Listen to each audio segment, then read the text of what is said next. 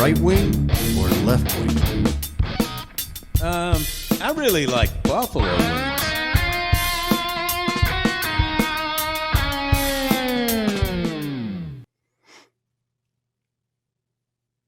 Hi, and welcome back to Through the Muck and the Mire.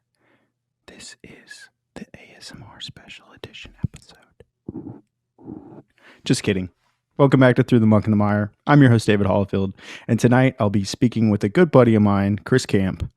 I'll let him tell you about himself, but a little secret, he's a cop. So just waiting on him to join.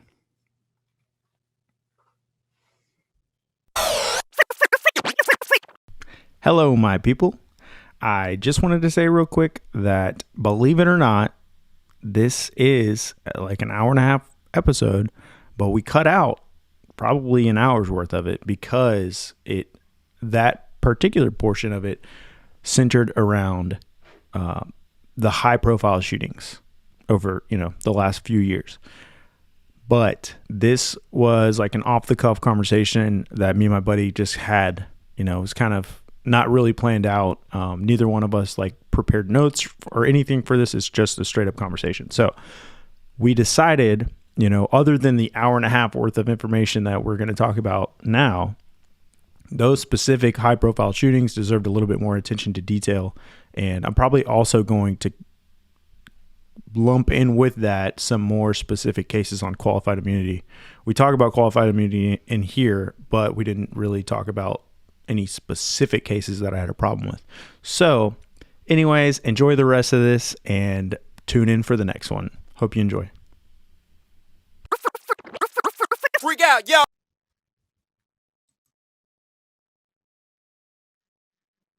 There he is. Hey, can you hear me?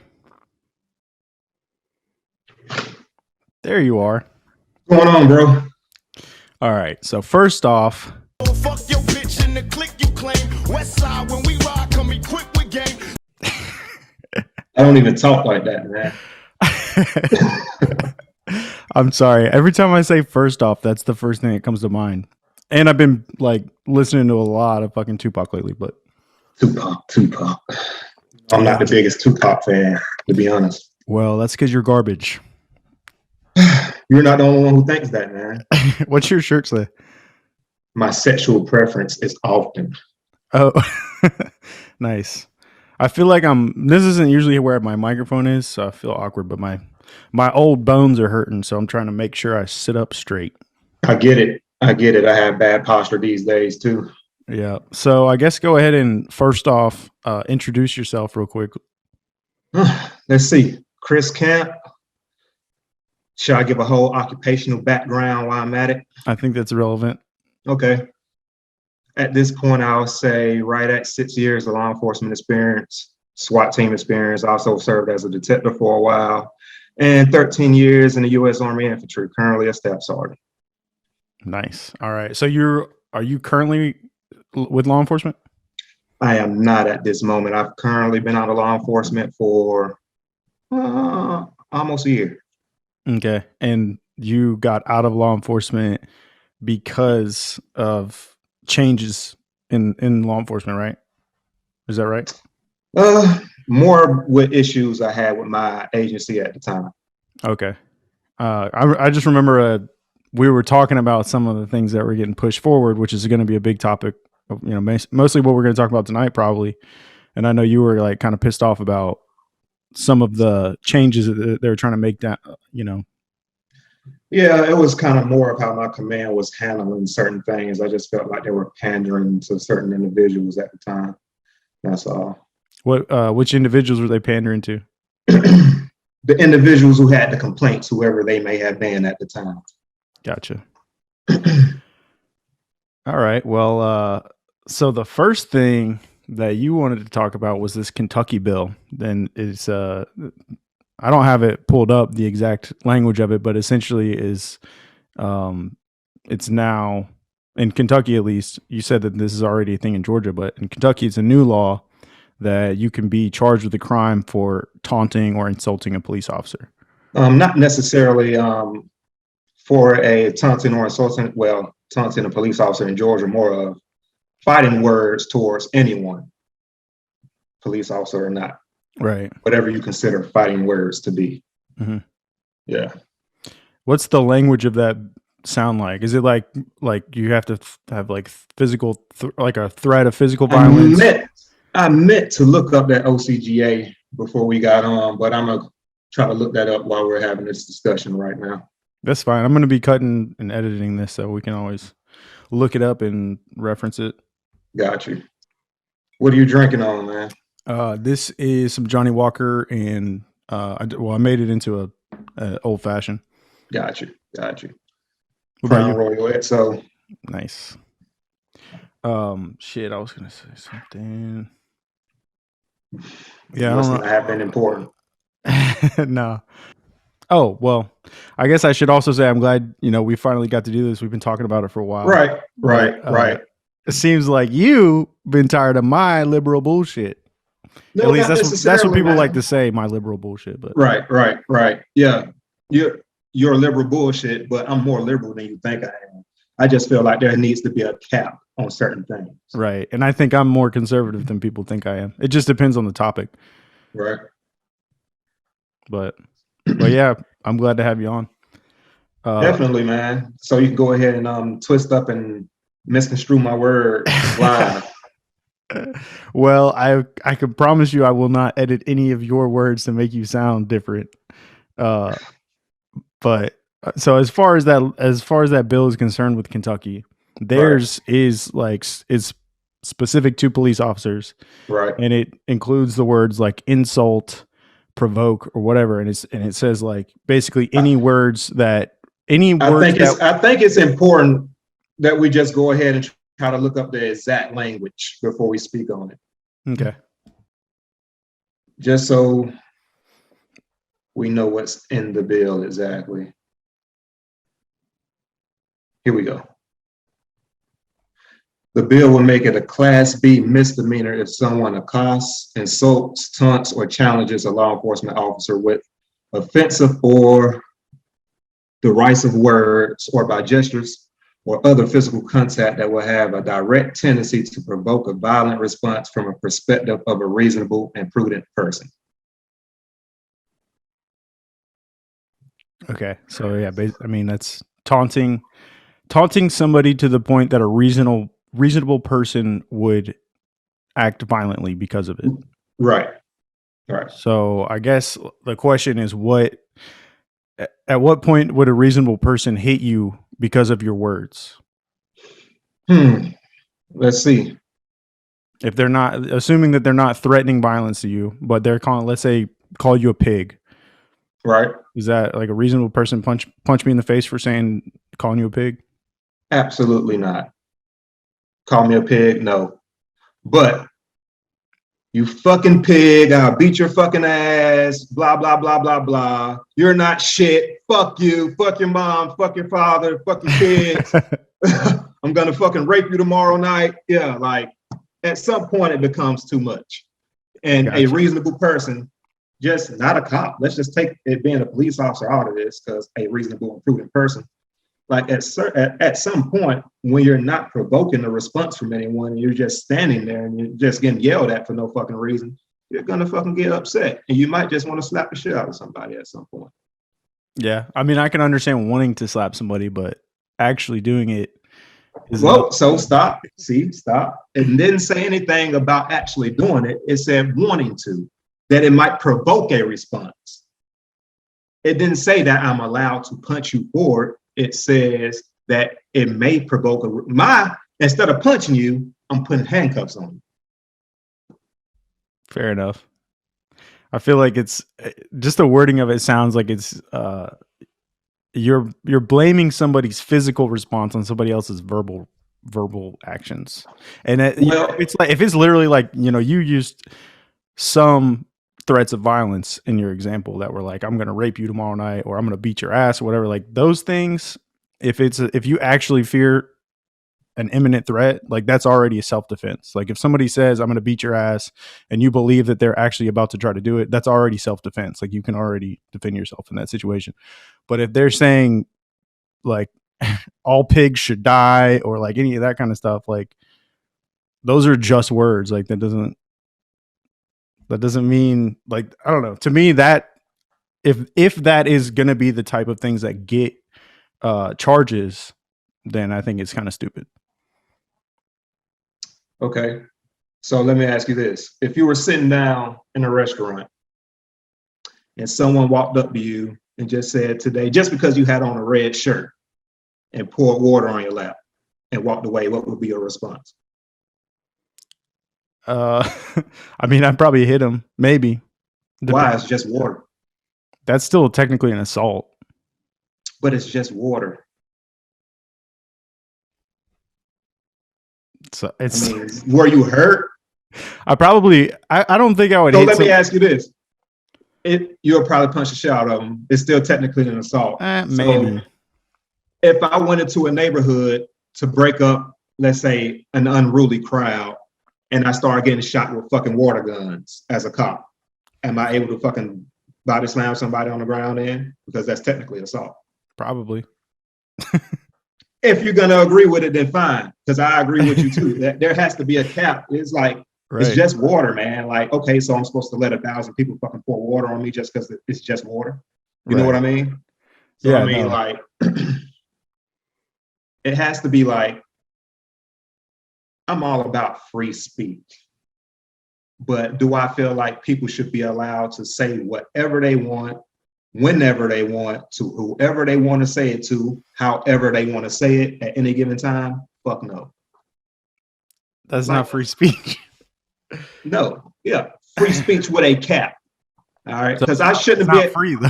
That's not free speech. Well, I don't think. Well, if that's not free speech, then I don't think it has to be a cap on it at some point. I shouldn't be able to walk up to you as a person on the street and just say "fuck you, you piece of shit," and you be okay with it and walk away. Like, what the fuck? What? That should be criminal. That should be like you should get charges for that. Absolutely. Aren't you an advocate for mental health? I don't know, man. You don't know what my mental health capacity is or my mental health is at this point. That could be like the thing that pushes me over. I could have been bullied my whole fucking life, you know, and today I'm thinking about killing myself. And you fucking walk up to me and say, "You ugly piece of shit, fucking die, you piece of shit. You don't deserve to be here no more," and walk away. Like, damn, you did it for me. You know, I'm about to go fucking hang myself. Yeah, I don't know, man. That's like a pretty extreme example, but I don't. At the end of the day, you still decided to go hang yourself because somebody's words. Like there's got to be some level of personal responsibility. You know, like absolutely, and I'm glad personal responsibility on both sides. Like, let's take the water thing for example. It's just water. It's just words. Water dries off. Nobody I know of is allergic to fucking water. You're not gonna die because somebody poured water in your lap. Mm-hmm. All right. At the end of the day, if I was a cop, if I was to slap the shit out of somebody for pouring water on my lap, I would most definitely probably, at the very least, get suspended. Right. You know? Because it's like, if you were going to do something, just take them to jail. And if they fought you back, maybe you could slap the shit out of them. But for the water alone, probably not. You know, like that's just put them in handcuffs and go about your day, right? Right. So I feel like words should be probably taken about the same way up to a point. All right, because it's like nobody deserves for 1,000 people just to come up on them, whether it be because I don't like your shirt, I don't like your shoes, I don't like your profession, and just fucking be insulted for fucking no reason. I'm not provoking a response from you. You're only mad because I'm here. Right. You know? So and people do it because they can get away with it. Yeah. But I mean, any one of those people that shot, because this is a real thing. This is a video. I remember watching this video. There was like at least one cop that was just getting hosed down by like 100 dudes with water guns and water balloons and stuff. Any one of those people could have got arrested, right? Right. So, but it's just one of me and 100 of them. A smart cop would just say, "Fuck this, I'm getting out." Because is it really worth even taking anybody to jail and doing the paperwork over water guns when I could just get in my car and get the fuck out of here, right? Right. Or am I gonna? You're obviously dealing with a crowd that doesn't care about anything right now. And if you try to take one person to jail, you got 99 other fucking people around you. That's probably not gonna allow that to happen. Mm-hmm. You know, and I don't know where his backup was at the time or what other resources were available, but I think they were just throwing a party and just an unruly crowd, and they were trying to break it up and they weren't having it. Right. You know. So at some point you gotta weigh, like, is this even worth the response? You know? Because I'm not sure if it was like inside a neighborhood or like just out in the middle of a street blocking intersections for like public traffic. I'm not sure. Yeah. I guess my point is that, like, in that situation, he already could have got they already could have got charges for that. Like, you don't you don't need to add a new law that says, like, well, now you're not even allowed to say mean words to me because it might evoke a violent response from me. I don't know. Just even saying that, like, that these words could evoke a violent response from a person is just like, I just don't. Unless somebody's threatening you, it's just my personal opinion that unless somebody's actually threatening you and you actually believe that you are in danger of something, then words should not evoke a violent response unless it's some fucking, like, I don't know, like something very, like, extremely personal that, like, makes you snap or something, you know? Right. Which they could interpret it that way, you know? We haven't seen how they're going to do it yet, but it does say a reasonable and prudent person. So we don't know what that standard is going to be yet until they actually bring charges against somebody. And I guess, you know, a jury's going to have to decide whether it was a reasonable, you know, charge or whatever. I guess looking at it from an objective standpoint, man, like, it's going to be kind of hard. You really have to sit here and, like, I can't take you to jail, but just because you call me a bitch. Right. All right. Now, I could take, and certain jurisdictions have a law, and if I was under disorderly conduct, that if you use profanity in front of someone 14 years of age or younger, then you can go to jail for that. That's disorderly conduct. Yeah. Whether it be in person or over the phone. Right. Mm-hmm. So if you're going to put something like that on the books, then, like, how many bitches can you call me before I say, all right, that's enough. I'm about to beat your fucking ass. All right. Yeah. You know, like, because, and I guess totality, met TC, man, you know, like, I had a FTO once, like probably my third week FTO ever policing my first FTO. And we were riding past what was going. I don't remember exactly what we were doing. We're just on patrol in this neighborhood. And this kid, well, he was 17. He had just turned 17, and she knew that because they had problems with him before in the past. Mm-hmm. But we were riding past, and he said, "Fuck the police." And she looked, and she said, "I got you, motherfucker," because he had his 6-year-old brother with him. And he had just turned 17, so he was old enough to fucking go to bit boy jail now after all these years getting away with doing dumb shit.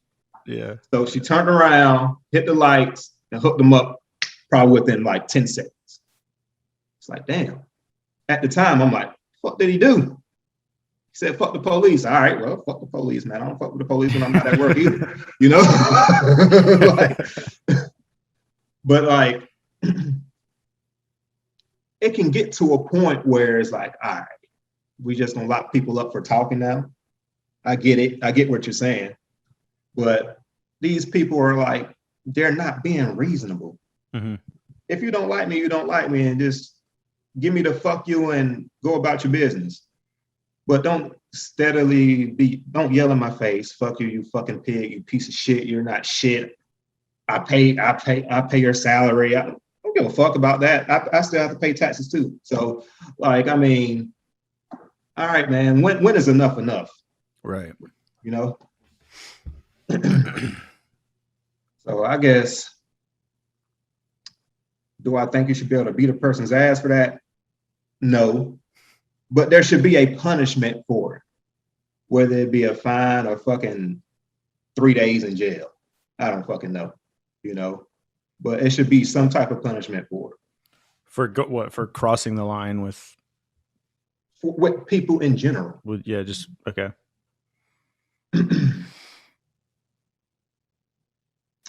So I don't know exactly what your gripe was about the bill. I just think that it's. I mean, what I already said pretty much is just that you're putting the responsibility. Well, the way that I interpreted it when they were saying, like whatever taunting or whatever that would evoke a violent response. I'm like, I don't know, like in my mind, I'm just like, my problem is that you're putting somebody else's physical violent response. You're putting the responsibility on somebody else's words. And unless it's like literally threatening you, I don't think that that's ever really reasonable. And except in like very like extreme circumstances. Like if you said something super personal, like, somebody in my family has cancer and you're like, oh, I hope they fucking die. Or, like something that's very raw and real and shit like that. Like, but I feel like in this situation though, and I'm like me being objective, we haven't seen how this is going to be charged. We haven't seen what a court or a jury is going to determine is a reasonable, taunting or whatever it is in the situation. So it's possible it's possible that they don't arrest people and give them charges for calling them a bitch or a pig. Maybe they do. Maybe it is going to be a really strict standard. But if it's not a really strict standard, I think it's bullshit. But I don't think you could just have a standard for that across the board, because it's like everything is anything like that. Anything that's a reasonable standard is like typically that's a jury question, and it's right. Yeah, it's not. It's going to be based on the specific circumstances of that specific case. I guess my only problem with it is if they start charging people for literally calling like, "Oh, you're a fucking pig." All pigs should die, or ACAB. Like, all cops are bitch, or whatever. All cops are bad. The nature of the job, you just already know that people are gonna fucking. You never see anybody at their best moment in life for the most part, Right. When the police show up, it's 95% of the time it's because somebody fucked up, right? Mm-hmm. Right. Or somebody is at one of the lowest moments in their fucking lives and they're not happy right now. So you're bound for somebody to use profanity towards you or say something offensive at some point, right? Mm-hmm. You expect that already just from doing a job. Right. But what you don't expect is to be sitting down at IHOP and fucking 5 people walk in, and while you're eating your food in uniform, because I'm on my fucking lunch break, and just, you piece of shit, I fucking hate the police, fuck you, get the fuck out of here. Like, what the fuck is going on right now, man? I'm eating my fucking omelet, Right. That's too much. And then if you're gonna do it to a cop, if you're gonna have, you can't, I don't think you should be able to do that to anybody. It's fucking harassment at the end of the day. Right. I don't see a problem with the bill. Plus, that's how riots start. And I think that bill was more geared towards like in a riot control type setting. That's how you incite. That's how you incite riots. What do you mean? It starts with one person taunting a cop, taunting a cop, or throwing a rock, or wherever the case may be, or a water bottle. Just one person, and then he gets the person next to him hype, and they get hyped together, and then the crowd gets hyped. And it's like if you don't put a cap or a lid on it when it starts, then eventually you just have an unruly crowd. Mm-hmm. So, and I think the bill was more geared towards like a riot control setting.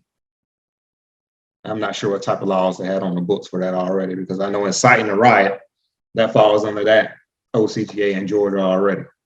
Right. There's already crimes that these people are committing if they're starting a riot. Like if you threw a rock or a water bottle, you already broke the law. Right. So yeah. Is there any kind of reform, like police, criminal justice type of reform that you are like supportive of? Do you think anything that like really needs to change? I can't say I can name something. I know you name something that people have a problem with, and I can tell you either whether I'm for it or against it. Well, let's see. Qualified immunity is a big one that people are, qualified immunity and like no knock raids. All right. So what is qualified immunity? So qualified immunity is for civil cases alone. It's not criminal, but it's like, say you violated my constitutional rights in some way as a police officer in the course of your duty, and I want to sue you for money in a civil lawsuit. Qualified immunity basically is a ridiculously strict standard that the Supreme Court has set that says that, like, unless a previous example of this exact, pretty much like this exact same type of violation of a right has happened before, then it doesn't matter. I'm trying to think of how. I think essentially what happened. I think the wording is more like a clearly established statutory or constitutional violation of your rights that a reasonable person would have known. Yeah. Clearly established, though, is what they focus on. And that's the thing where they look back at precedents and they're like, have we ever seen a case like this before? So if you came in and fucking shot my dog or broke my leg or something like that, if there's no clearly established version of that from precedents, then you don't get it. So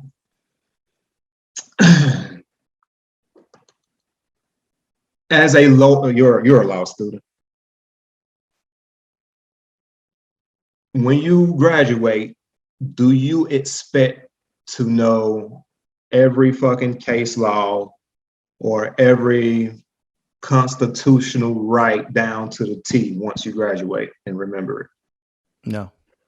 Exactly. So it's kind of like unreasonable searches and seizures. If I was to enter your home or without a warrant, I'm just here. I just come knock on your door and I fucking walk into your house and just start fucking looking around, and then your dog fucking runs into the living room and I'm like, oh shit, pop, pop, pop. Like, qualified immunity does shit for me right now. I knew I shouldn't have fucking been in your fucking house, or at least I should have fucking known, because unreasonable searches and seizures, if I remember correctly, and I'm not full of shit right now. Is that not a Fourth Amendment thing? Yeah. All right. So if there's anything you should know as a fucking cop, it's the fucking Fourth Amendment. All right. So qualified immunity in that case wouldn't apply to me. Let's take a case where there's a car accident and someone has a punctured lung, but I don't fucking know that, or whatever the case may be. Or he has a punctured lung, he's not breathing, blah, blah, blah. And I start CPR. Unbeknownst to me, my CPR is actually fucking killing him. Right? And he ends up fucking dying. Should I be punished for that? I don't think so. Not in that case. Qualified immunity. Because people would sue for shit like that. But I think you fucking liberals won one in New York because they got rid of that shit. Colorado did too. But yeah, qualified immunity has its place, because there are in certain situations. Yeah, I've been fucking sued before. They ain't get nowhere with it, but I've been sued. And like, did you have qualified immunity? So what? Did you have qualified immunity? So here's the case. Big guy, big motherfucker, man. He was so big, damn near had to use 3 sets of handcuffs on him, right? Ended up being 2, and I had to put him. He was really, they were still fucking tight. Seatbelt won't go around this motherfucker. All right. Just wouldn't. There is no way, like by policy, anybody that's in the back seat of my fucking car has to have a fucking seatbelt on. Right? Well, I had to use 2 sets of cuffs that barely fucking worked for this motherfucker, and he didn't fucking. The seatbelt won't go around. I'm sorry. We were literally going 1.5 miles down the road to Virginia. All right. It's about 2,300, 2,315, somewhere in there. And fucking, I'm driving. Deer runs out. I slam on the brakes. All I hear is, I turn around, and this motherfucker's like, oh, blood just dripping from his fucking nose. Damn. Fucking shit. All right. So I called up to my supervisor and say, hey, man, not going to the jail anymore. I'm en route to the hospital. Fucking, for what? 1024. Like, give me a call on my cell phone, right? So I tell him, he's like, oh, shit. Like, no shit, this motherfucker sued, right? What saved me was the fact that I had it on my body cam and my car cam, like, hey, man, I'm trying to put you in the seatbelt. It won't fucking go. All right, you're just a bit fucking guy. Mm-hmm. All right, I'm trying to put you in the seatbelt. It won't go. We're going right down here to the jail. Sit back, don't move, don't do nothing stupid.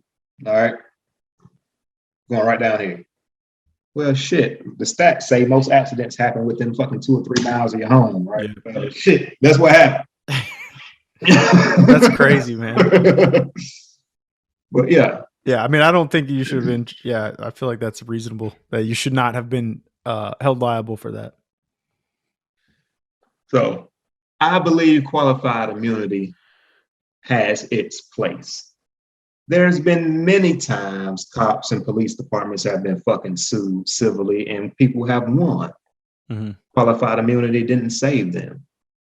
You know, like when it says which a reasonable person would have known, like that's the thing, because I don't think being reasonable, anyone expects you to know every case law or every constitutional law there is on the books. Mm-hmm. But if it's something you deal with on a regular basis, and it's something that you've obviously had training on, which is why we keep detailed training records from the academy, so forth, then you should have fucking known. Yeah. All right. So there are cases where qualified immunity should apply. Otherwise, you'll just be willy-nilly free to fucking sue the police whenever you get ready. Yeah. For about anything. Yeah, I mean, I don't think you should completely get rid of it, but I think, well, I also should go back and look at some of like specific cases and talk about it from that, like looking at specific cases that it's applied to. But in general, I don't think it should be completely nixed. Just like I don't think that no-knock raids should be completely nixed. I think it just needs to be a very tight standard for what is, what's allowed. Like no-knocks, like the Breonna Taylor case, right? Specifically, like I think that one, they say that they knocked. There's like 12 people that I got interviewed, and only one of them said that they announced. But he even changed his story because he originally said they didn't announce. So it's like his word's not even reliable. But either way, they got approved from a judge to legally, perform a no-knock warrant. And it was for a drug investigation. But she hadn't been with her ex-boyfriend drug dealer for months at the time. And from my knowledge of all the stuff that I've listened to, interviews and stuff like that, they really didn't have any reason to believe that she would be violent or anything like that. Like she cooperated with a fucking murder investigation the year before that. Somebody was found dead in a car that was rented in her name. Right. And they knocked on her door and asked her about it. And her and her ex-boyfriend that was the drug dealer sat down and cooperated with the cops. So if you can knock on their door to ask her about a murder that happened in her vehicle, why do you need to kick in her door at midnight to look for drugs that aren't there from a boyfriend that isn't her boyfriend anymore? Like, I don't know. I feel like that specific one was kind of a fucked up situation. You can't look at things from that because nobody knows if it's drugs there or not till you get in there And who cares if she's with the boyfriend? I don't know what the case is. The facts of the case. Those things are relevant though, because if the ex-boyfriend is he was the center of the investigation. They're not together anymore. He's not going to that house anymore. Why would they have drugs there? Or why would that investigation lead them to her house if they're not involved anymore? Well, like 3 months later. I don't know, man, but I know chicks that ain't together with their ex-boyfriend no more and still fuck them too. So, man, look, I don't know. I don't know. What I do know is there should be a tight standard on no-knock warrants. I absolutely agree. And I feel like I don't know exactly what they put in their warrant to get the no-knock. All right. I haven't seen the warrant. I haven't read it. I don't know the process. But I know here in Georgia, after fucking taking multiple classes on search and seizure and writing warrants, that in order to get a no-knock, you need to have some pretty fucking good reasons before a judge signs off on it. Mm-hmm. All right. So, I mean, and at the end of the day, who do you blame for that? Do you blame the cop or do you blame the judge? Right. So I have a question about that.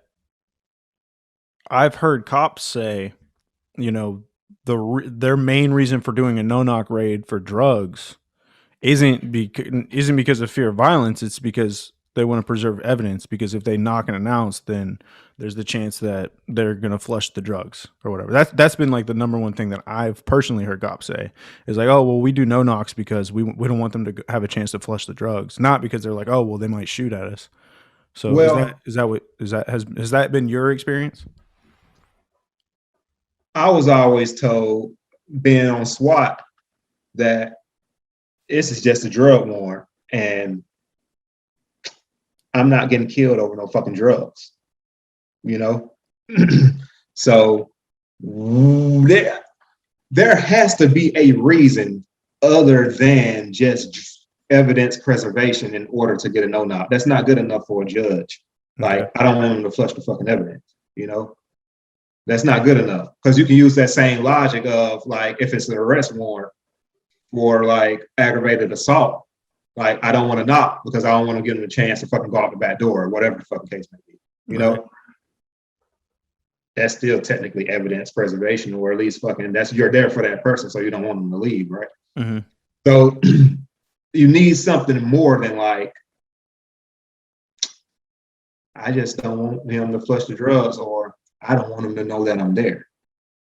Why don't you want him to know that you're there? Well, he has an established violent criminal fucking history.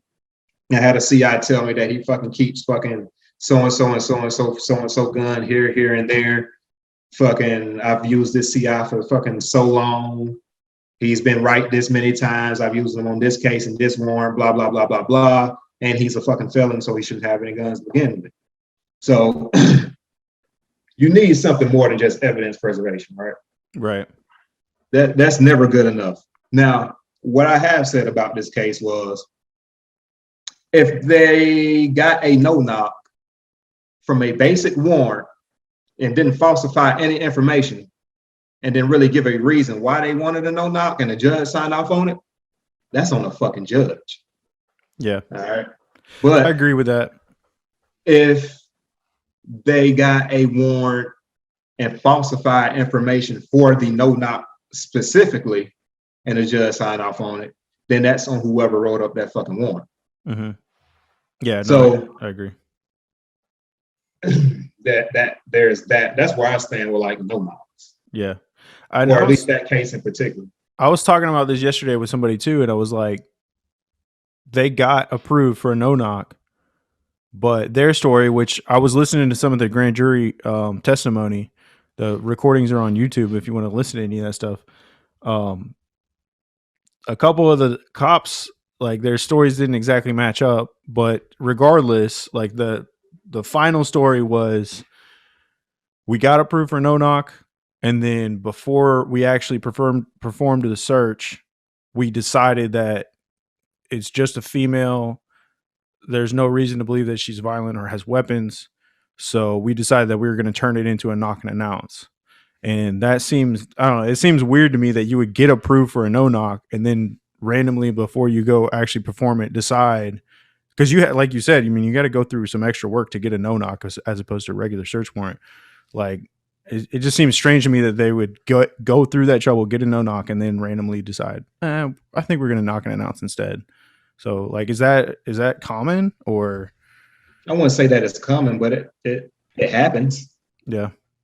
It happens. I mean, it's ultimately up to whoever's in charge of that, whatever type of team they, whether it be a SWAT team or a high risk warrant team, or whatever they're using, or if it's just some random ass cop going to serve warrant, Like well, it wouldn't, if it's a no-knock, then it won't just be some random ass cop. But it's ultimately up to whoever's in charge. Like, all right, it's showtime. You know the plan. Are we still knocking, or are we still going with the no-knock, or we're knocking? Well, I guess that depends on the intel you have at the time, whether or not we're going to knock or no-knock. Just because you get a no-knock don't necessarily mean you don't have to knock. You can still knock if you want. Yeah. Right. So I guess it just depends, man. But I feel like the blame is misplaced in that particular case. Yeah, I agree. And that's something that people don't really talk about. And I was thinking about that yesterday too. I was like, it's really not like, literally nobody talks about the judge that is approving, warrants. I ask people, like, name a law that those cops broke. Well, I mean, what law did they break, or what portion of their job that they didn't do correctly?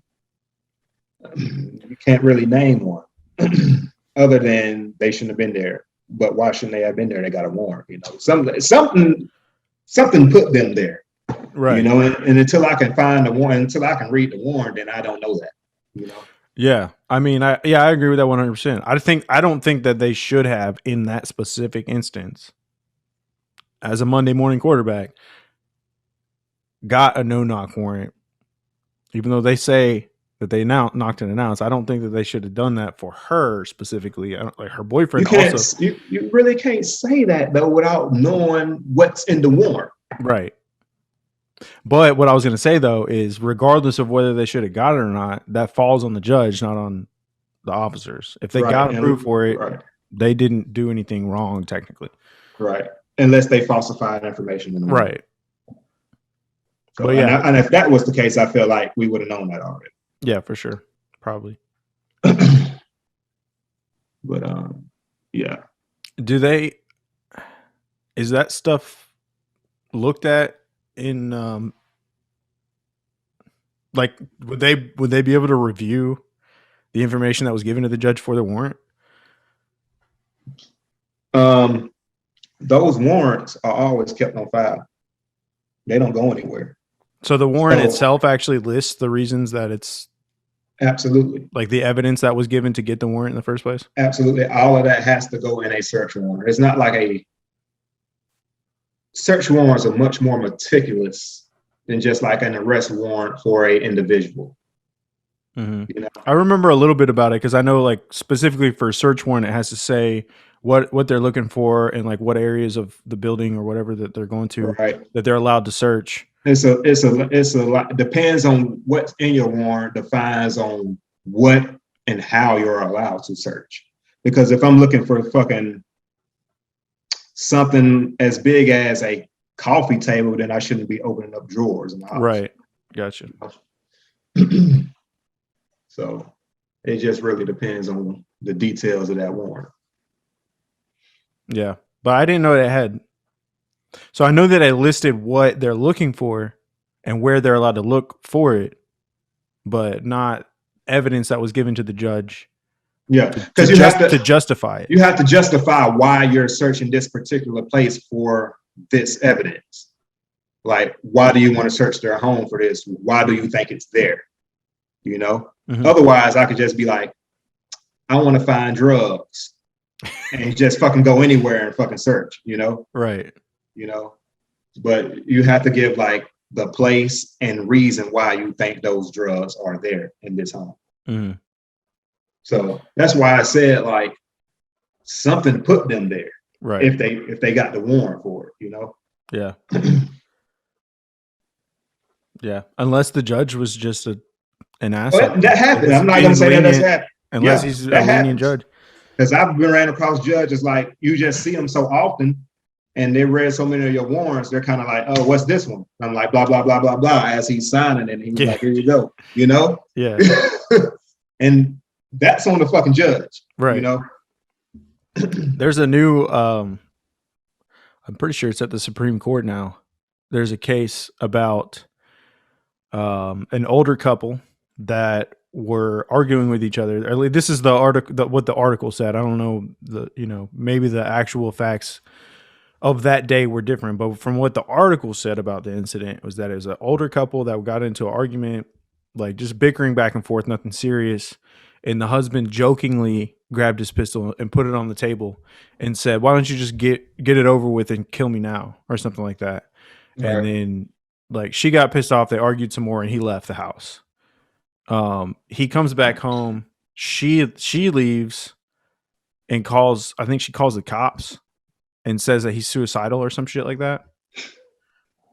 And man, I can't remember exactly how it happened. Whatever happened, he left again or something like that. The cops come. Oh, hold up. All right. I'm going to have to cut some of this shit out. Now I remember it. So what happened was the cops came there. She had left the house. He came back from the drive that he took or whatever to cool off. He gets home. The cops talk to him and they're like, they said like in their report, he wasn't acting erratic or anything like that, but they were concerned about his mental health from what his wife told them. So they negotiated with him, just go do the fuck, I guess maybe like a 1013 mental eval or some type of mental evaluation, and promised him that they would not take his gun. And he said, "Okay, I will leave, but you're not allowed to search my house. You cannot take my firearm from my house." Right. He leaves, goes to the fucking hospital or whatever. The cops call his wife and say, "Hey, your husband told us that we could search the house and take his gun." And she's like, "Oh, well, if he said it, then you can do it." So they go in the house and take the gun. And he sued them for taking his firearm and without a warrant. They went in the house, took the gun without a warrant. And now the cops are using the argument in the Supreme Court that they were using the community care or community something. No, Go ahead. Some kind of exception, which was never intended for like guns or for house. I think it's like basically like an emergency type thing. And like it's never been used for this purpose before. But they're saying that now they should be able to go into a house and take guns from people that might be, I mean, it's essentially a red flag, I guess. Right. But there's no actual like law on the books that says that they're allowed to do that. But they're arguing for it right now in the Supreme Court. Sounds like a whole bunch of bullshit to me. If those facts are true, right? Right. All right. First off, you can't 1013 somebody forcibly. You just can't. They can agree to go with you. They can consent to go, but you can't 1013 somebody unless they have broken a law of some sort. At least in Georgia, anyway. Right. This is. I'm pretty sure that's the same like nationwide. You just can't force somebody into a mental evaluation if they haven't broken a law. Yeah, I'm gonna try to find it real quick. But keep talking. But and as far as that's a slippery slope of even entering a home when both occupants aren't there to give consent. Right. All right. So there's this whole thing about who's able to give consent to fucking search a home or property or car, wherever the case may be. All right. It's kind of like I'm married, my wife's in jail, and I give the police permission to come in and search my house.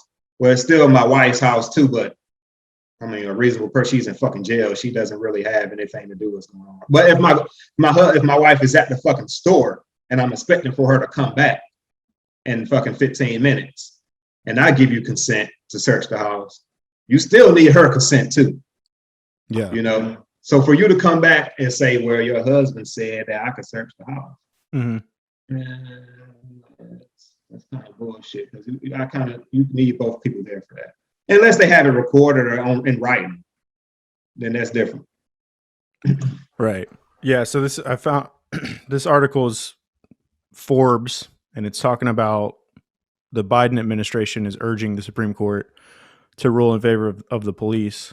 And it says police were convinced that he could hurt himself and insisted that he head to a local. It didn't mention anything about a 1013. I'm familiar with that from my family actually, but they said basically they asked him to. They were like, please go get evaluated. And it says after refusing and insisting that his mental health wasn't their business, Edward agreed only after police falsely promised that they would not seize his guns while he was gone. Police then told his wife that he had consented to the confiscation.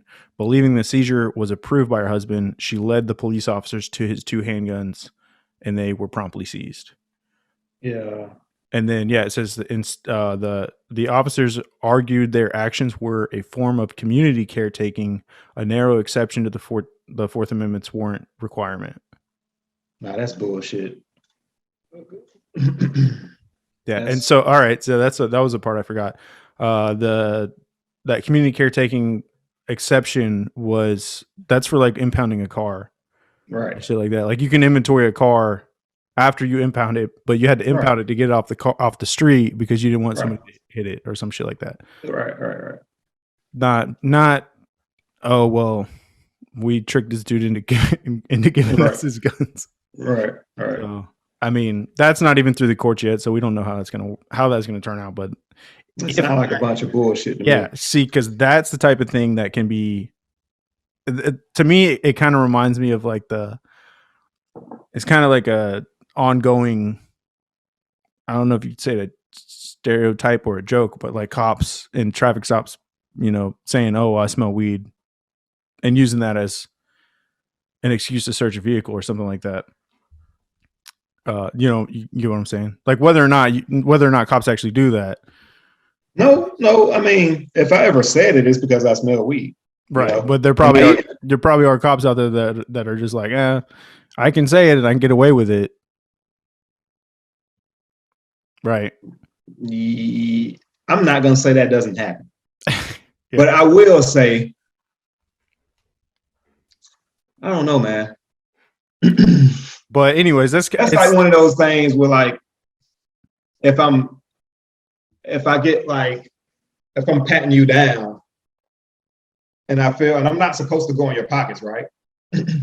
But if I feel something that I believe that I know is like, while I'm patting you down, I'm like, that's weed. And I go in your fucking pocket and I take it out and it's fucking tobacco and I put it back in your pocket.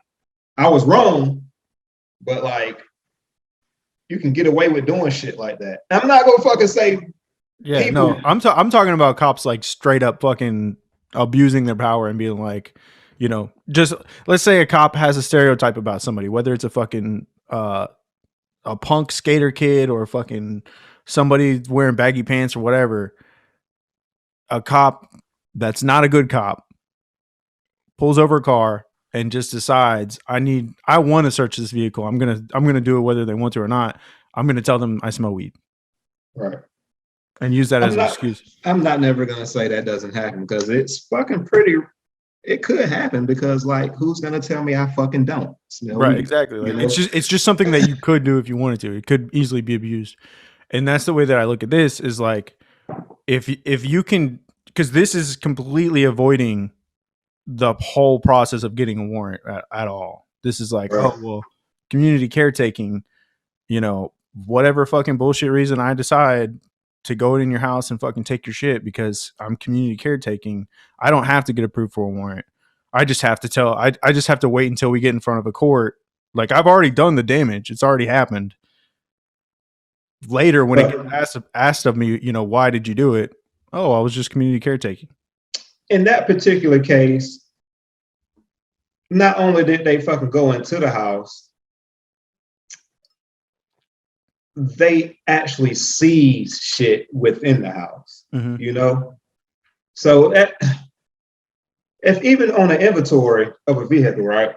If I'm doing an inventory of a vehicle that's left on the side of the fucking highway, and I'm doing an inventory of a vehicle, I don't seize anything in the vehicle unless it's a weapon. And that's only for safekeeping, right? You can still come retrieve your property after you fucking get your car to impound, blah, blah, blah. Yeah. You prove that it's yours, I give it back to you, right? You can't just walk in somebody's house and like seize their weapons, even with fucking consent to be in the home. Unless you're saying that he gave him, unless the cops are saying, told the wife that they gave them consent to take his gun. And that just fucking sounds stupid. Right. So I think those cops are completely full of shit if that's what happened. Yeah, that's fucking retarded. I hope they all get fired. We agree on that. Oh, and they also argued qualified immunity. The actions, quote unquote, actions did not violate any clearly established law, so as to render the officers individually liable. Nah, that's bullshit. I mean, Fourth Amendment should, especially for a cop, especially if they lied, right? Be a clearly established law. Right. I don't know anyone who gives anybody consent to fucking go into their house and take their shit. Especially not my guns, man. Right. That sounds a little sketchy. Yeah. Is there anything else you had in mind? I don't know, man. There's a lot of stuff you post sometimes that I keep getting blocked on fucking Facebook for 30 days. Every 2 days that I come back. Like the second day I'm off of my ban, I get blocked again. So I'm trying to be a good boy now because I got put in jail for 30 days. I got put in Facebook jail, my bad. For 30 days this last time, and I was like, I guess I'll quit calling people whatever I said, pussy snowflakes. And the last one was the last one I wasn't even like actually arguing with anybody. I was talking to a friend. Right. I can't remember exactly what the phrase was, but I was joking with my friend, and the algorithm got me, and it was immediate. Bam, 30 days. Right. So be a good boy next time. You can talk crap. You just gotta watch. I just don't like fat people, so I just call them fat bitches all the time, and I end up getting getting blocked. So bullying. I think I got my first ban on Instagram like 3 days ago. You can't call people fat bitches. You should go to jail for that. That's harassment. It depends, man. I only said it one time, and I said it through a text. So like, no. And I was very calm. I didn't even put exclamation marks at the end of it. Oh damn. But yeah, bro. What else? I don't know. It's a lot of shit you post, and I'm like, one of my biggest things is the war on drugs, and you don't agree with my stance on the war on drugs. Which is it's a lot, dude. That's a whole that's another fucking 2 or 3 hour fucking discussion. But in general, my opinion on it is that you want the whole nation to be Oregon. I got you. We'll see how it goes. We'll see how Oregon does. I think, just from what I've witnessed with my friends and my family, the criminal justice system compounds the issue, and it doesn't help people; it makes them worse. Now, as far as like trafficking drugs, I don't really care if we keep trafficking drugs as a criminal offense, but as far as usage and like personal possession, I think that we should try to defer to mental health instead of criminal punishment. I feel like it depends. TC. So I feel like people who sell drugs to fucking minors should still be punished criminally. All right. I personally don't give a shit if you want to do meth, crack cocaine, the purest form of coke, fucking X, shrooms. I don't care, bro. I just don't like the fact that when you do these things, you call for emergency services when you overdose. All right. If you're gonna do that shit, then be responsible and fucking do your fucking drugs. And if you fucking OD, don't fucking call the fucking police. All right. Like, what the fuck? Like, that was your choice, man. You want to fucking free reign to fucking do whatever you want to with your fucking body. Go for it. Fucking do it. Do it in your home. Don't fucking be out on the streets fucking doing it, because, like, can we agree that it comes to a point where, like, certain drugs do fucking, like, deteriorate a community? So, I mean, like, if we walking around with fucking the whole community full of fucking meth heads, then we can probably say it's not a very fucking productive community, right? So at some point there has to, gotta go with my caps again, but at some point you gotta cap this shit, man. Like, like if you're gonna let people do it, we just can't have fucking meth heads and heroin addicts sprawled out in the Walmart parking lot. You know what I'm saying? Like, or in front of every fucking gas station harassing people and shit. Mm-hmm. So, I mean, like, if you're going to do it out of sight, out of mind. I don't give a fuck. Personal usage, it's not a crime anymore. All right, fine, cool. But don't fucking call me when you fucking OD. All right? This is your fucking decision. So now, when you say don't call me or don't call emergency services, do you also mean paramedics, or you just mean cops? Because if they're dying, if you pay taxes, if you pay taxes and you call the fucking paramedics, go for it, man. Like, all right. I mean, I don't see why cops should have to respond to an OD. I mean, yeah, it's illegal right now. It's illegal. So I guess the cops. I guess that's like the justification for it too. Like, who OD? Was it a fucking 10-year-old girl who gave her the drugs? You know? Yeah. Like, where she get the drugs from? Then it becomes a criminal investigation at that point. Right. You know? But, like, I've been to plenty of cases or plenty of, like, personal OD on whatever drug, and I don't really bother or care to know where the fuck you got it from, because that's your own fucking fault, you know? Right. Yeah, so I mean, that's my stance on it. It's really just mostly like the personal side of it, personal usage side of it should be treated more from a mental health aspect than a criminal one. I just feel like selling it and trafficking it and all that shit, like, yeah, I can still see why that would be a criminal offense. I think, let's take meth, for example. No matter what, should be against the law. Simply because of the process you have to go through to fucking make it is fucking dangerous. Everybody, unless we're gonna fucking give professionals like the leeway in a lab in a controlled environment to make meth for people who want to fucking use it, then we shouldn't be using it at all. All right. Because, like, people that use it, like, I mean, they're not involved in that process. They're just using a drug. Not always. Not always. Some of them fucking, I've seen some pretty decent trailer park fucking meth lab setups, man.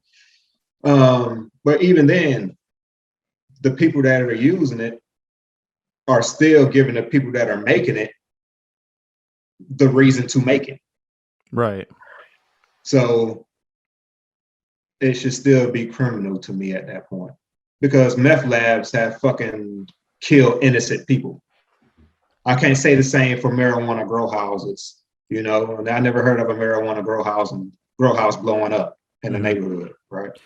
Yeah. But, I've never heard that perspective before, but I mean, that to me, it makes sense to a certain extent. I don't think that so that's actually like my family personal history is like, I have two older brothers that they've both been meth addicts for at least 15 years. And they've both been in and out of the criminal justice system for that entire time. All 15 years they've been in and out. Probably both of them have at least 10 charges. And they've got felonies and misdemeanors. They've been to fucking, you know, drug court, to veterans court, because one of them is a veteran.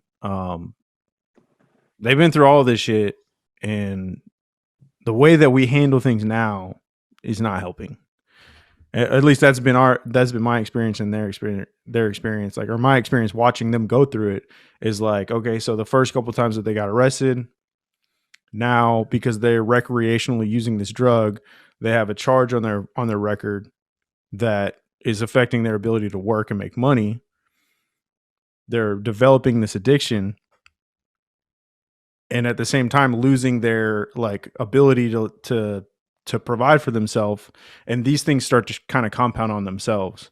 So it's like one of my brothers, for example, the veteran one, like he's realizing that he's addicted and that he's a problem, and he's like depressed over it, but he's also depressed because he can't get a job now because his personal recreational use has affected his ability to get a job. And because he's getting more depressed, he wants to use drugs more. Like, you understand what I'm saying? It's just like they're compounding on each other. Right. So can you look at it from the standpoint of, it's kind of one of those things, just because you make it illegal don't mean people aren't going to do it, right? So I get it. But if he's developing an addiction to the drug, can you say if there was less access to the drug, if let's say we may take, hypothetically speaking, mm-hmm. there were never firearms in America, right? Right. But the people who wanted to get the firearm, wanted to own a firearm, found a way to get one. Would you be able to say there would be considerably less firearms in America right now? Even if you wanted to fucking go get one, would you actually fucking take the time to go, or the money and resources to go wherever the fuck you needed to go to get one to bring it back here? If it made it extremely difficult for you to do, would it be worth it to you? Maybe. I don't know. Yes, it's kind of for guns. Like, it's kind of, well, we say that as Americans now because fucking we love our guns. Right. Drugs to me. I could say this, like my brothers, both of them, having limited access to meth through their traditional routes has never stopped them. They've somehow always find a way, even if they don't have money. They're doing something. I don't know what it is, but they're doing something to get drugs somehow. It's kind of one of those things, like if it wasn't here, we wouldn't have to worry about it. But how do people get introduced to drugs to begin with? Like somebody like, look, personally, let me leave it. I'm gonna keep it at this. I don't give a fuck who does what. All right. Mm-hmm. But don't blame me because you got addicted to some shit that you started to do to fucking begin with. All right. You knew drugs were bad. We've been preaching this shit for years, like since you were a kid. Yeah. Fucking, all right. Drugs are bad. This is what they do to people. You want your teeth to fucking fall out. You want to get addicted. You want to be fucking homeless. You want, like, this is what they do. All right. But if you think you have a strong enough personality, here they are. And if you want to fucking take them, it's on you, bro. But now don't make it a fucking national. Now it's a national fucking mental health issue because I decided that I wanted to fucking do drugs. Mm-hmm. There was nothing wrong with you mentally before you decided you wanted to do it. You were fucking living a happy fucking life. You had a fucking good job. And then one day you decided to fucking do a line at the fucking Christmas party. And now you're addicted. Like, I mean, that's not a fucking mental health issue. It's a fucking bad decision that your dumb ass made. Mm-hmm. Now, and you're just not strong enough to stop. Right. Like, yeah, I mean, I see that. The problem for me is just like, if we know that whatever we're doing right now is not necessarily helping the situation and potentially is making it worse, because like if we look at statistics, people that are coming out of jail or prison are like exponentially more likely to overdose and die because they're fiending for a drug. So now they're more likely to take a bigger dose, or I don't know, maybe their body isn't accustomed to it. Whatever the reason is, it's like a 5 times greater chance of overdosing, like immediately coming out of incarceration or whatever. And besides, losing, your ability to get a job or whatever, stuff like that, the personal responsibility, I get it. But if we know that doing these things is making the problem worse, like, should we not reconsider and just be like, well, No, I agree. If we can prove like this shit ain't working, we need to find another way and find another way. All right. But at the same time, still try to limit access to them. Well, I feel like so like with heroin, for example. So heroin and meth, in my opinion, are the two worst. Those are the two likely that are like, so heroin, whether it's just straight heroin or it's mixed with fentanyl, is probably the drug that's most likely to kill you. Right. Meth, on the other hand, it's not going to kill you, but it's going to fucking wreck your entire life. I don't know. I guess it might be possible to overdose on meth, but the 15 years that I've known, meth users, typically they just ruin their entire fucking life and they don't overdose and die. But regardless, looking at heroin users, them not having access to like insulin needles or whatever like that leads them to reuse dirty needles and share needles with people, and that increases HIV infections and all kinds of stuff like that. So like I don't know if all the time if saying that limiting access to certain things is always the best answer either, at least in that aspect. So what you're saying is provide them with the fucking resources to do it safely until we can figure out a way for them to come out of it. Yeah, pretty much. I think we need to be guiding them towards mental health treatment and to get off of the drugs. So go to a rehab facility and fucking, instead of where they fucking like try to go cold turkey, like systematically fucking wean them off of the drugs by giving it to them a little at a time in a safe place, the right way, and like just not as much. And like by the week, we just lower the dosage. I don't know. So, I mean, just in general, just like not. I get it. Not letting them have fucking dirty needles and sharing needles alone. Just that alone would lower. But to me, like, bro, the fucking needle you're using is dirty. Is that shit that important to you that you're gonna reuse the fucking dirty needle? If I can't get a clean one and I'm addicted to heroin and I have to fucking do this shit because my body is telling me that I have to do it, I'm gonna use that dirty needle. At some point, that's just fucking wild. So now the taxpayer should fucking foot the bill for fucking your drug usage.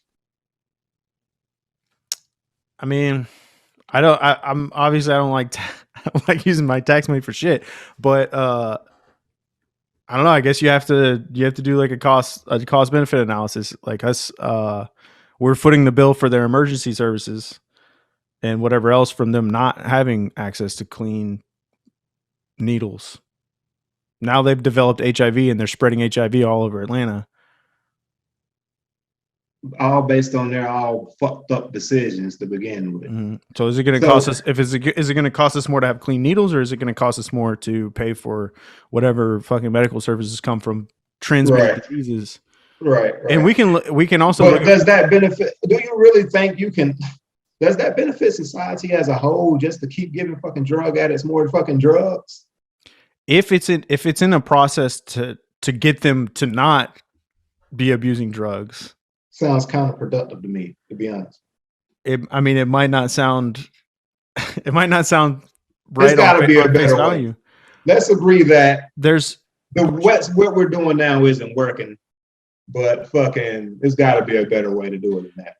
It sounds radical to people, but it's already been done in Portugal. It was decriminalization happened in the early 2000s, and they specifically have some kind of program where they provide clean needles, but they focus more on mental health and trying to get people away from abusing drugs. And their like overdose rates and disease transfer rates and all this shit have dropped drastically in the last 20 years. Hey man, hey, sometimes you got to think outside the box. I personally, it's just me. I don't have an addictive personality. I used to smoke cigarettes, and one day I said I don't want to smoke cigarettes anymore. I had to touch the cigarettes. So, but and there's a lot of people who recreationally use drugs, and you would never know. You Right. know, and so I mean, like I said, if it works for you, it works for you. But those people that do get addicted to it and they're in and out of jail because of their drug usage, then it's obviously not working, right? Yeah. So we got to find a better way. I get it. I mean, personally, as a cop, I didn't care for doing weed cases a lot. Mhm. Like I was more of a cite and release type cop instead of fucking taking you down to jail. I'm all right. I'm gonna write the fucking ticket, and you just go to court on it. I probably won't even bother to show up on your court date. I'm just gonna say I forgot I got to go to court. And whatever happens at court happens at court. Yeah, but meth though, heroin, those are different drugs to me. So I kind of took those a little bit more serious. Well, I definitely took those more serious than like the typical less than an ounce of fucking marijuana. Right. So there's certain jurisdictions in Georgia now won't even bother to like write a ticket for it. It's kind of like, hey, give me your weed, dump it out, step on it, get the fuck out of here. Mm-hmm. So it's kind of, I think that's what most of the state is getting to, except like, I know in certain jurisdictions you come through, you're still taking a ride down to the fucking county jail if you got less than an ounce of marijuana on you. Yeah. But I think as a nation overall, like that marijuana thing is, nobody really gives a shit much anymore. Yeah. Yeah. I mean, I think we are pretty similar on our views on personal use and specific drugs. Even if I don't want them to be criminalized, it doesn't mean that you can't abuse them still if they're, Right. just like drinking alcohol, you can't drive under the influence. Like, so Right. if weed affects you in a way that makes you a shitty driver, then you're going to get a DUI. I was always like under the impression of like, how alcohol is legal, why not make weed legal and just make it put it under the same OCGA as it is. Only the difference is just possessing weed in itself is illegal. Right. And alcohol isn't, unless it's an open bottle in like the passenger fucking compartment of your car, or So like, we make DUI drug cases all the time, right? Yeah. It's the same as making a DUI alcohol case. I mean, alcohol is a drug. How do you feel about open container, but the person is under the legal limit? Like, say somebody is just driving home from work and had one beer. Right. Do you think that should be illegal?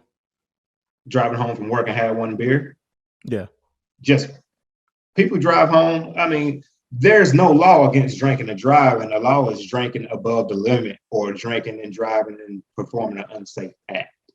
There's no law. Or having an open container. Or having an open container, which is just a ticket, which I get why it's there. It kind of prevents people from like trying to drink alcohol while driving, Like if it's an open container, put it in the trunk. That way you won't be so tempted to fucking sip out of it or whatever the case may be. I get that. So I know people personally to this day that drink and drive, like put their alcohol in a container, whether it be a Minute Maid bottle or whatever the case may be, and drink and drive. Right. And yeah, that should definitely be illegal. Most definitely. I get the concept of the open bottle. I ain't never seen anybody going to jail strictly for an open bottle. It's a ticket. And like, you might get your alcohol dumped on the side of the road, but you're not going to go to jail for it. You know? I always wondered about it. I didn't know it was just a ticket though. I thought you'd probably get arrested for that. But yeah, I was just like, it's weird because you can go to a restaurant and drink, a couple beers and not blow over the legal limit, but technically you're breaking the law if you have one open container in your vehicle. But I didn't know it was just a ticket. Yeah, it's just a ticket. I don't know what else, man. Every now and then you'll post something, I'm kind of like, the fuck is this guy talking about? Yeah, I And mean, like, I a lot of don't people don't. necessarily completely disagree with everything, but I'm like, all right, you were being a little radical here. It's a little extreme, man. I think you're blowing this out of proportion. I Yeah, think we had a conversation about fireworks one time. Like, I know, like, fucking, you feel like everybody should be able to possess C4 and fucking claymores and grenades and shit and all willy nilly, but like, the fact of the matter is, man, like, people can't even be trusted to fucking like use regular fucking, not even commercial grade fireworks without fucking setting some shit on fire. You know, like, I don't remember that one. What was that about? I think you posted something on Facebook about somebody setting off fireworks in the fucking neighborhood, and then you tagged me in it like, hey, somebody fucking, what do you say? Somebody called ATF fucking freedom or some shit you said. Oh, I forgot. Oh no, I was trolling. I was just being a smartass. That was on like New Year's or something. I was being a smartass. Yeah, no, I mean, I get a lot of people think my ideas are a little off the wall. At least you're thinking outside of the box on a lot of things, you know. And I think people are so like have tunnel vision when it comes to a lot of subjects, especially when like dealing with the police and shit. I understand, like, I don't fucking like the police either when I'm not at work, you know. Yeah. Not because I fucking hate the police, just because it's an inconvenience dealing with them, you know. Right. Like, you stop me and I'm on the way somewhere, and like, you're wasting my fucking time right now. Yes, I was speeding. Give me my fucking ticket. I'm like one of those guys. You know what I'm saying? Right. Yeah. Like, just give me my fucking ticket. Yeah. You know, like, I don't want to talk about it. I know. Just give it here so I can fucking go. You know. But I'm never like a complete asshole to a cop when he's fucking doing his job, just simply because he's doing his fucking job. You know? Yeah. Because that's how a lot of people are. That's the one thing that actually I dislike about cops the most is which by the way, I should probably say I don't hate cops. I mean, I've said multiple times I've got a lot of cop friends. You're one of my cop friends, but I don't like cops that, like you said, waste your time, but they waste your time by asking you a bunch of fucking irrelevant questions because they're trying to find something wrong when something hasn't already obviously been wrong yet. Like in a I don't know. I mean, I get what you're saying, but that's kind of like how interdiction works too, you know? So it's kind of like, I get it, but it comes to a point where it's like, all right, you're obviously not going to find anything. You're fucking digging. And now you're seriously wasting fucking time, and just go about your fucking business. All right? Right. I mean, it's kind of your job as a cop to be kind of nosy, you know? Mm-hmm. Like fucking that fucking 12-year-old girl in the seat might be getting traffic right now. You don't fucking know. Right. I might just, hey, how you doing? You good today? Might get a little funny fucking vibe off of her. I don't fucking know. You know what I mean? Mm-hmm. And the guy might fucking be getting a little nervous, like, oh shit, he's talking to her. Like, what the fuck? You know? Yeah. So I might want to separate them for a minute and like find out what the fuck's going on, you know? And if it's nothing, it's nothing. Yeah. And if it's something, and if it turns out to be something, it's like, okay. But people don't understand that's how crimes are fucking solved, you know? Like, right. If there's somebody walking in a fucking neighborhood at 3:00 in the morning and fucking just aimlessly fucking walk, like, I patrol these streets every fucking night, you know, at the same time every fucking night. And I never see anybody walking out here. It's 3:00 in the fucking morning and you're pushing a fucking lawnmower down the goddamn street on the sidewalk. Well, I might just stop and ask you okay, man? Where you coming from? You know? Yeah. And this is no shit a real case. Like, hey man, where you coming from? Oh, I'm just coming from down the street, you know? I'm like, cutting grass this late. How's that going? Yeah, man, you know, just, yeah. So where you stay? Down the street, down that way. Oh, what's your address? Man, I just moved over here, man. I don't know. I just moved over here a few days ago. Oh, really? You got some ID on you, sir? You mind if I check your ID? Oh, no, man, I ain't got no ID on me. What you need my ID for, man? I'm just fucking walking down the street. Oh, you're right. I get it. But you stay down there where you're going with the lawnmower. Man, shit, man. Like, leave me the fuck alone, man. What the fuck? All right. Wait here for a minute. All right. Because something ain't right about this. All right. I called for another unit and I'm like, he said he just came from down the street with this lawnmower. It's like, it's kind of dewy outside. So the fucking lawnmower is leaving like tire marks on the sidewalk, right? Say, hey man, which one of these is your house? I ain't telling you where the fuck I stay. Hey, see, follow these lawnmowers, follow that lawnmower, and see where it came from. Motherfucker stole a lawnmower from somebody's shed. You know what I'm saying? Yeah. And he's walking down the fucking street with it. You know, so we got him for fucking theft. You know, Right. of a lawnmower. Like that's how crimes are solved, by asking fucking questions. But that could have been somebody. His story could have been 100% true. He could have just moved there a couple of days ago, and he could have felt like he was being harassed. And like, why the fuck are you talking to me? I just felt like pushing my fucking lawnmower down the street right now. You know, Right. You know, and that could have been the case. And then people would have been like, "Oh fuck, police fucking with another black man." You know, like, come on, bro. No, cases are solved, and you want to know why y'all should be out here doing real police work. Well, that's real police work. Yeah. Because I get it. I think that there are some times though, and it's too much. Well, I think we lost him.